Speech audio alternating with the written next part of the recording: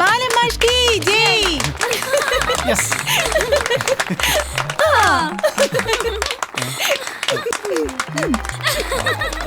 Ready ready.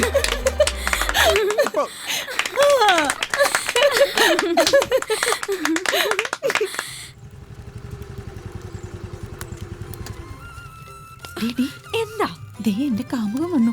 പണിയൊന്നുമില്ലേ? ഇതൊക്കെ ഒരു രസമല്ലേ? നീ വാ. പെയിന്റിംഗ് ആറ് വന്നോ? ഉത്സവം ഇങ്ങ് അടുത്തെത്തി. മാരംകുളങ്ങര അമ്പലത്തിൽ നാളെ പണി കഴിയും. മറ്റന്നാ അവരിങ്ങ് എത്തും. നീ ഇങ്ങ് വാ. കച്ചേരി ബുക്ക് ചെയ്തു. ഇത്തവണ ബിനുവാനത്തിന് തന്നെ ബുക്ക് ചെയ്തു. ദാസേട്ടൻ കഴിഞ്ഞ അക്ഷരശുദ്ധി. ഏതാ ഇവള്? കുറെ ദിവസമല്ലേ കളിയാക്കുന്നു. അറിയില്ലേ? ആ വത്സയുടെ മോളാ. ഏത് വത്സയുടെ? എടാ അതെ, നമ്മുടെ രാഘവന് കിട്ടിയ ഗിഫ്റ്റ്.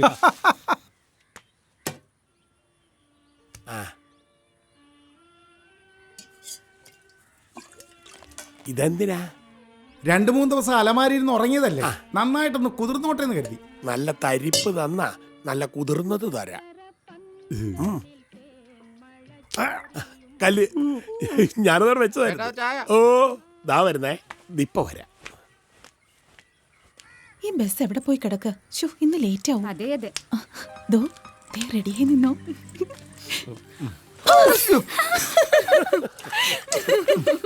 പാവം ഞെട്ടി. നാട്ടില് വേറെ ചായക്കടയൊന്നും ഇല്ലാത്തതാണ് ഞാനിവിടെ ചായ കുടിക്കും. ഇവിടെ ആകുമ്പോൾ കടം കിട്ടും. അപ്പുറത്തെ കടയിലാണ് ഈ പണി നടക്കിയത്. ചേട്ടാ ഒരു ചായ വേണേ? വിത്തോട്ട് മതി, മധുരം കുറച്ചിട്ടോ. മധുരം കുറച്ച് മതി. കുറച്ചല്ലേ?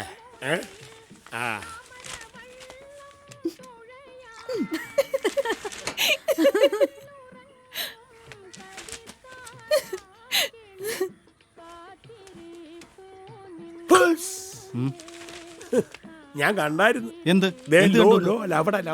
അതവിടെ നിക്കട്ടെ. ചേട്ടൻ ഒരു ബോണ്ട ഇങ്ങെടുത്തോണ്ട് വന്നേ. ആ ബോണ്ട. ബോണ്ട എടുക്കേണ്ടി വരും. ചെല്ല്. ബോണ്ട എടുക്കട്ടെ. ചെല്ല്.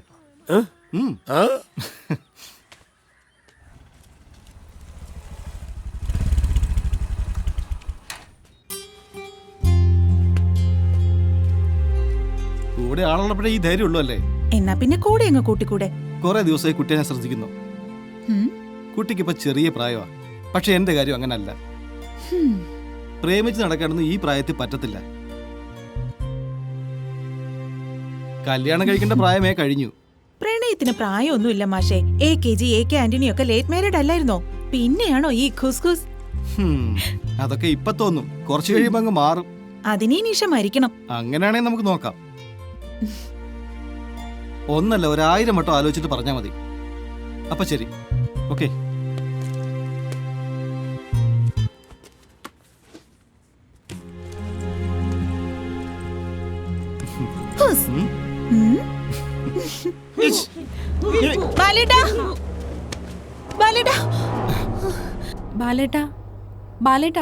എന്തിനാ ഉറക്കേത്? നീയോ എപ്പോ വന്നു? ചായ.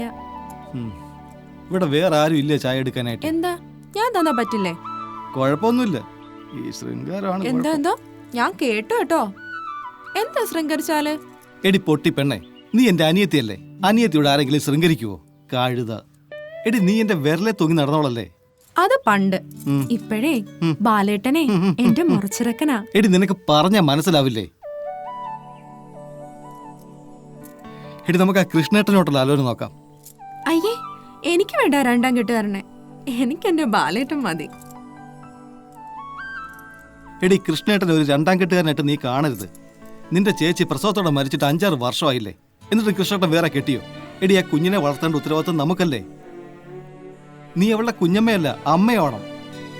ദുബായ് നീ അവധിക്ക് കൃഷ്ണേട്ടൻ വരുമ്പോൾ നമുക്കതങ്ങ് നടത്താം. എനിക്ക് ചേരുന്നത് ഞാൻ തീരുമാനിച്ചോളാം. ബാലേട്ടൻ എന്റെ ബ്രോക്കർ ആവാതിരുന്നാ മതി. എന്നെ ഒഴിവാക്കാനല്ലേ? എന്നിട്ട് ആ വായയുടെ മത്സമ്മയുടെ മോളെ കെട്ടാനല്ലേ? ബാലേട്ടൻ വേറിക്ക് ഞാൻ പൊട്ടിയാന്ന്. ഞാൻ പക്ഷെ അത്ര പൊട്ടിയൊന്നുമല്ലോ കേട്ടോ. എടി അവളെ കെട്ടിയാലും കെട്ടിയില്ലെങ്കിലും നീ എനിക്ക് അനിയത്തിയാ. അമ്മായി ഞാൻ ഇറങ്ങുക കേട്ടോ. എന്തെങ്കിലും ഒരിക്കൽ എന്റെ വില ബാലേട്ടൻ മനസ്സിലാവും. അന്ന് ദുഃഖിക്കും. ഈ പിള്ളേര്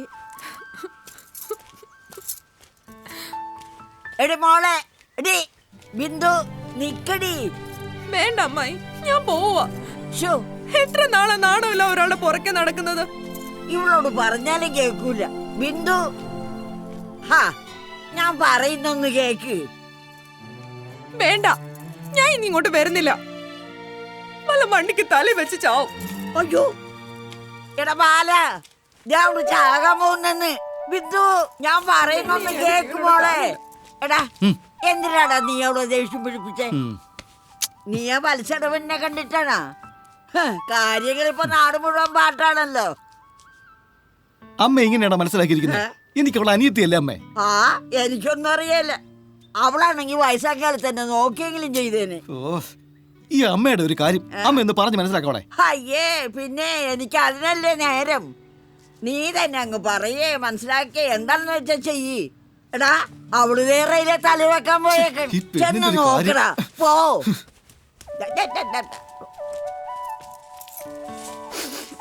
ബിന്ദു, ബിന്ദു നിൽക്കാനല്ലേ പറഞ്ഞത്? ബിന്ദു, ബിന്ദു നിൽക്കാൻ നിൽക്കാൻ പറഞ്ഞ കേക്കില്ല ബിന്ദു. നീ എന്താ പറഞ്ഞേ? ട്രെയിന് തല വെക്കാൻ പോവാന്നോ? ട്രെയിന് തല വെച്ചാലും കുളത്ത് ചടിയില്ല. നീ എന്റെ അനിയത്തിയാ. ഞാനിത് കേട്ടോ മടുത്തു ബാലേട്ടാ. ഇനിയെങ്കിലും ഈ ഡയലോഗ് ഒന്ന് മാറ്റി പറയൂ പ്ലീസ്. ബിന്ദു, കല്യാണം കഴിഞ്ഞാൽ പല കാര്യങ്ങളും ഉണ്ട്. എനിക്ക് പറ്റില്ല ബിന്ദു നിന്നെ വേറെ അർത്ഥത്തിൽ കാണാൻ. എനിക്കങ്ങനെ തോന്നുന്നില്ല ബിന്ദു. നീ എന്നെ മനസ്സിലാക്ക് പ്ലീസ് ബിന്ദു.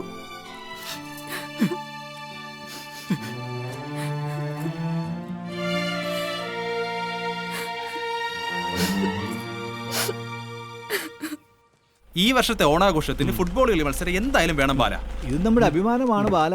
ബാല, നീ വന്നേ. ഒരു മിനിറ്റ്.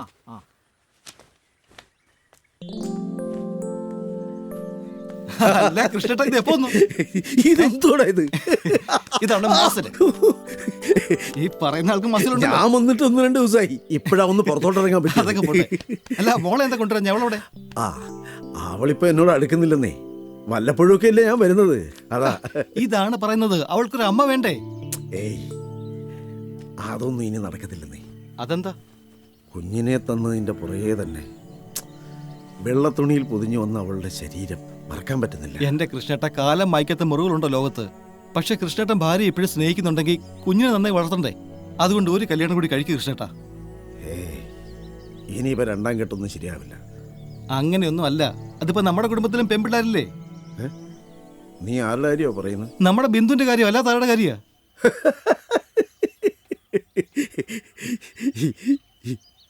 എടാ, അവക്ക് നിന്നെ തലക്ക് പിടിച്ചിരിക്കല്ലേ, പിന്നെ എന്നെ കെട്ടുവോ? നീ ഒരു മാതിരി. ഞാൻ അവളെ എൻ്റെ അനിയത്തിയെ പോലെ കാണുന്നേ.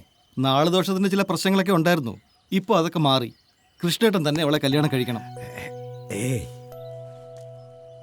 ഭാര്യയുടെ അനിയത്തെ കല്യാണം കഴിക്കാന്ന് വെച്ചാ അതെങ്ങനെ ശരിയാവില്ല. എന്നാലും അങ്ങനല്ല. ഒന്നും പറയണ്ട. ഭാര്യയുടെ അനിയത്തി എന്നുള്ള അല്ലല്ലോ കൃഷ്ണേട്ട. അതൊന്നും ശരിയാവില്ല. നമ്മുടെ കുട്ടിക്കൊരു അമ്മ വേണ്ടേ? ചേട്ടൻ ഒന്നുകൂടി ഒന്ന് ആലോചിക്കേ. ആലോചിക്കാം. നീ വണ്ടി കയറി, നമുക്ക് അകത്തിരുന്ന് സംസാരിക്കാം. ഇല്ല, ഞാൻ വന്നോളാം. അവിടെ ഓണാഘോഷ കമ്മിറ്റി നടക്കുക. എനിക്ക് അങ്ങോട്ടൊന്ന് പോകണം. എന്നാ ഞാൻ ചിറ്റയെ കണ്ടിട്ട് പോകണം. നിനക്ക് കുറച്ച് സാധനങ്ങൾ കൊണ്ടുവന്നു എടുത്തോ. ഇത് എയർപോർട്ടിൽ നിന്ന് വാങ്ങിയതാ. അടിപൊളി. ഓണാഘോഷ കമ്മിറ്റിക്കുള്ളതായി. ആ, ആ, വിട്ടോ ചെല്ലേ, ഞാൻ വന്നോളാം.